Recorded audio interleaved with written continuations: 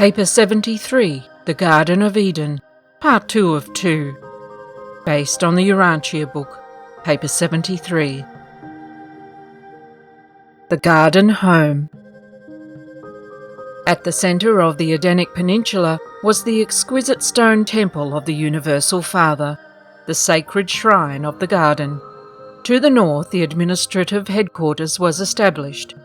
To the south were built the homes for the workers and their families. To the west was provided the allotment of ground for the proposed schools of the educational system of the expected son, while in the east of Eden were built the domiciles intended for the promised son and his immediate offspring. The architectural plans for Eden provided homes and abundant land for 1 million human beings.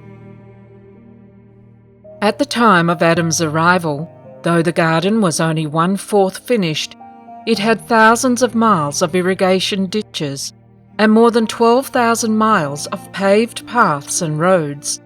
There were a trifle over 5,000 brick buildings in the various sectors, and the trees and plants were almost beyond number. 7 was the largest number of houses composing any one cluster in the park, and though the structures of the garden were simple, they were most artistic. The roads and paths were well built, and the landscaping was exquisite. The sanitary arrangements of the garden were far in advance of anything that had been attempted theretofore on Urantia. The drinking water of Eden was kept wholesome by the strict observance of the sanitary regulations, designed to conserve its purity.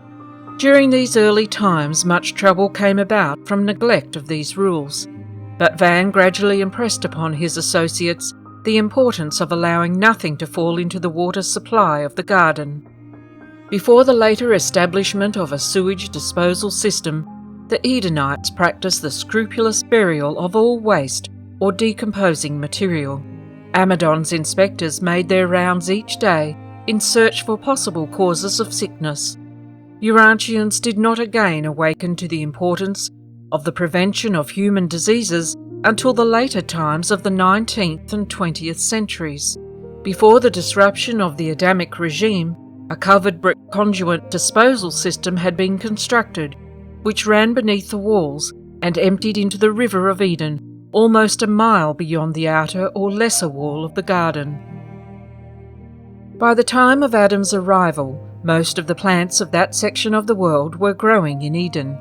Already had many of the fruits, cereals, and nuts been greatly improved. Many modern vegetables and cereals were first cultivated here, but scores of varieties of food plants were subsequently lost to the world. About 5% of the garden was under high artificial cultivation, 15% partially cultivated, the remainder being left in a more or less natural state, pending the arrival of Adam, it being thought best to finish the park in accordance with his ideas. And so was the Garden of Eden made ready for the reception of the promised Adam and his consort, and this garden would have done honour to a world under perfected administration and normal control. Adam and Eve were well pleased with the general plan of Eden, though they made many changes in the furnishings of their own personal dwelling.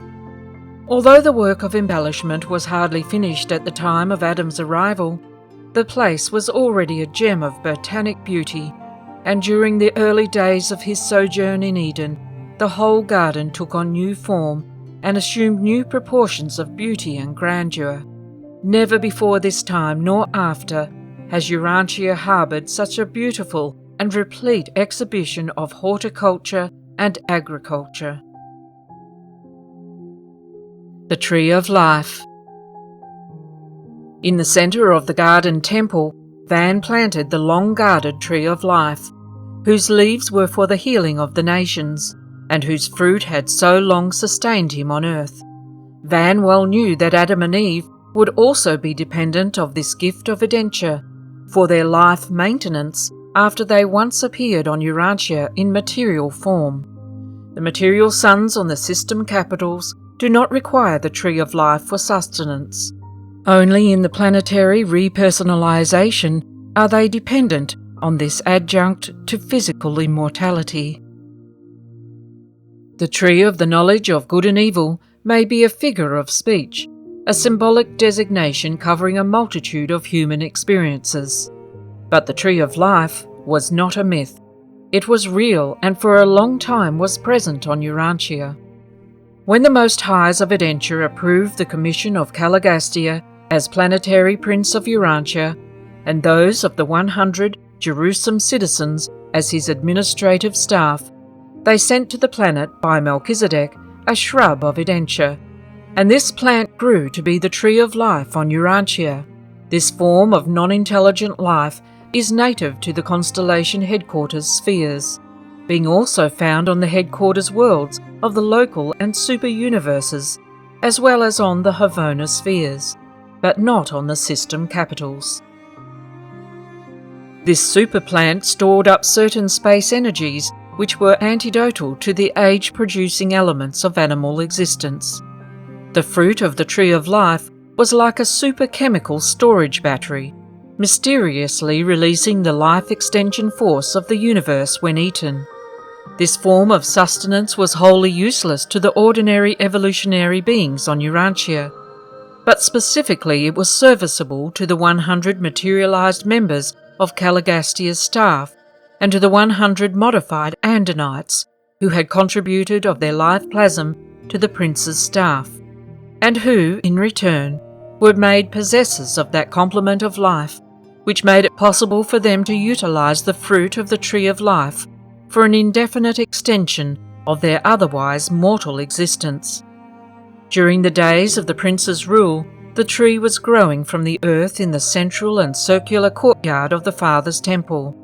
Upon the outbreak of the rebellion, it was regrown from the central core by Van and his associates in their temporary camp.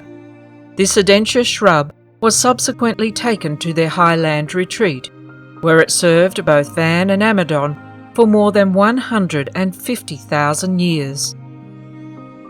When Van and his associates made ready the garden for Adam and Eve, they transplanted the Urantia tree to the Garden of Eden, where once again it grew in a central, circular courtyard of another temple to the Father, and Adam and Eve periodically partook of its fruit for the maintenance of their dual form of physical life. When the plans of the material sun went astray, Adam and his family were not permitted to carry the core of the tree away from the garden. When the Nodites invaded Eden, they were told that they would become as gods if they partook of the fruit of the tree. Much to their surprise, they found it unguarded. They ate freely of the fruit for years, but it did nothing for them. They were all material mortals of the realm. They lacked that endowment which acted as a complement to the fruit of the tree. They became enraged at their inability to benefit from the tree of life, and in connection with one of their internal wars, the temple and the tree were both destroyed by fire. Only the stone wall stood until the garden was subsequently submerged. This was the second temple of the Father to perish. And now must all flesh on Urantia take the natural course of life and death.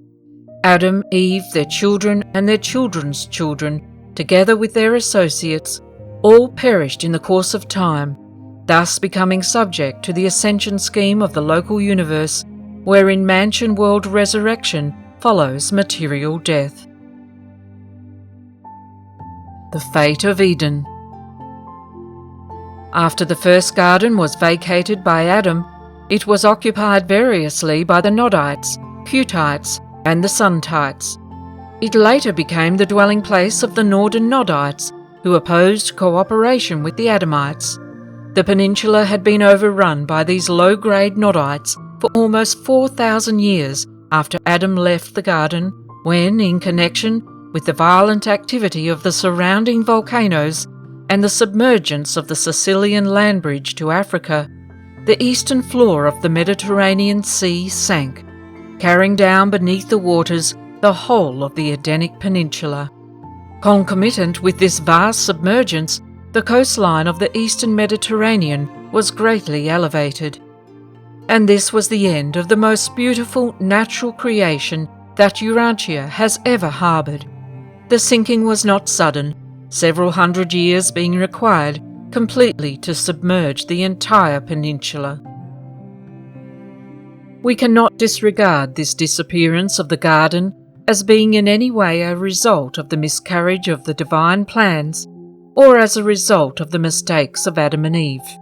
We do not regard the submergence of Eden as anything but a natural occurrence, but it does seem to us that the sinking of the garden was timed to occur at just about the date of the accumulation of the reserves of the violet race for undertaking the work of rehabilitating the world peoples. The Melchizedeks counselled Adam not to initiate the program of racial uplift and blending until his own family had numbered 1 million. It was never intended that the garden should be the permanent home of the Adamites. They were to become emissaries of a new life to all the world. They were to mobilize for unselfish bestowal upon the needy races of earth. The instructions given Adam by the Melchizedeks implied that he was to establish racial, continental, and divisional headquarters to be in charge of his immediate sons and daughters, while he and Eve were to divide their time between these various world capitals as advisors and coordinators of the worldwide ministry of biologic uplift, intellectual advancement, and moral rehabilitation. Presented by Salonia, the seraphic voice in the garden. Next, Paper 74, Adam and Eve.